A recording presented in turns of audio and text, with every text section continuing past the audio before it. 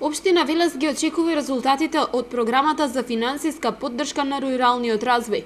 Градоначалникот Чадиев информира дека испратени се голем број проекти, но очекува дека барем 6 ќе добијат финансиска поддршка. Ајде да завршиме целокупната процедура, па потоа да ги објавиме. Ние очекуваме да имаме 6 нови проекти.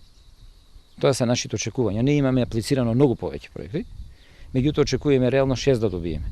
Дека се заврши целата процедура, да ги добиеме проектите повторно, кој што направивме со окружниот тек, ќе ги приложиме пред нашите сограѓани, да ги видат проектите. Поставување урбана опрема околу езерото Младост, водовод во Чолошево и реконструкција на улици во Иванковци. Ова се дел од проектите за кои локалната самоуправа очекува финансиска поддршка.